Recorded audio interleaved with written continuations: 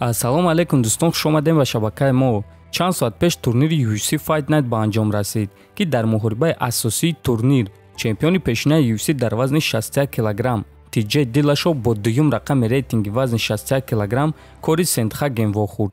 Ва дӯстон, ногуфта намонад, ки TJ Dillashaw баъди қариб 3 соли дисквалификатсия ба қафас баргашт.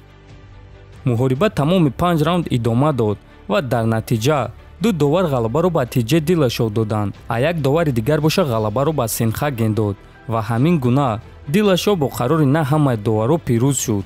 муҳорибаи пурраро метавонед дар телеграм-канали Паҳлавон тамошо кунед. ссилкаи телеграм дар якум комментария закрепид шуда.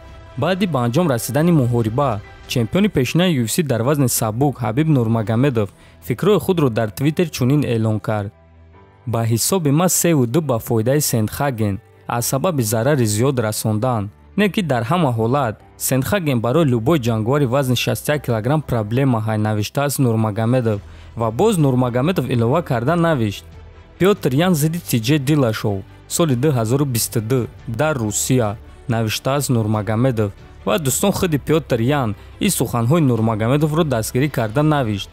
майдони Газпром дар Санкт-Петербург, ки 68 000 одам ҷойгир шуда метавонанд. эҳтиром ба TJ Dillashaw, туро задан ҳамавақт ҳадафи ма буд. ҳозир ин вазни ман аст, навиштааст Ян. ва дӯстон, хотиррасон мекунем, ки шаби гузашта ташкилоти UFC расман реванши Пётр Ян ва Алҷамин Стерлингро барои камарбанд эълон карданд.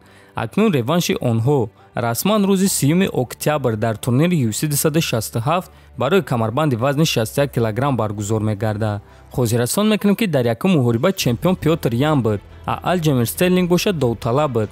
ва дар вақти муҳориба Ян зарбаи берун аз қоидаҳои UFC зад ва Стерлинг муҳорибаро идома дода натавонист. аз ҳамин сабаб доваро ғалабаро бо тариқи дисквалификатсия ба Алҷамин Стерлинг доданд ва ӯ чемпиони нави UFC дар вазни 61 кг шуд. ва акнун Пётр Ян камарбанди худро баргардондан мехоҳад. дӯстон, рости гап, ҳозир айни замон вазни 61 кг яке аз беҳтарин вазнҳои UFC аст. моро дар ин вазн беҳтарин муҳорибаҳо интизор аст. ҳамеша вазни дӯстдоштаи мо вазни сабук буд ва акнун ду вазн вазни дӯстдоштаи ма шуд, вазни сабук ва вазни 61 кг. дӯстон, вазни дӯстдоштаи шумо кадом аст? метавонед фикротонро нависен. баъди муҳориба Кори Сентхагенро рафиқи ӯ варзигари тоҷик Муҳаммад Наимов дастгирӣ карда навишт: ғалаба ё бохт, ҳамааш аз тарафи худованд аст. Кори Сентхаген, ту беҳтарин инсон, дӯсти беҳтарин дар даста ва беҳтарин мураббӣ.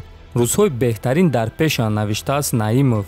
хотиррасон мекунем, ки Кори Сентхаген ва Муҳаммад Наимов якҷоя тамрин мекунанд ва дар муҳорибаҳои охирони Муҳаммад Сентхаген ӯро ҳамчун мураббӣ дастгирӣ мекард. ҳамчунин дӯстон, пулҳои коркардаи TJ Dillashaw ва Кори Сентхаген маълум шуд. пулҳои коркардаи TJ Dillashaw $406 000, $200 000 барои муҳориба, $200 000 барои ғалаба ва $6000 000 барои ҳафтаи муҳорибаҳо. а пулҳои коркардаи рақиби ӯ Кори Сентхаген бошад $92000, $86000 000 барои муҳориба ва $6000 000 барои ҳафтаи муҳорибаҳо. дӯстон, ин буд хабарҳои имрӯза ва имрӯз шуморо боз як навори беҳтарини дигар интизор аст. барои ҳамин худи ҳозир дар канал обуна шавен, то ин ки аз ҳама хабарҳои нави ҷаҳони ММА хабардор шавен. дар навори навбатӣ вомехӯрем. то бозид хонободу сарбаланд бошен.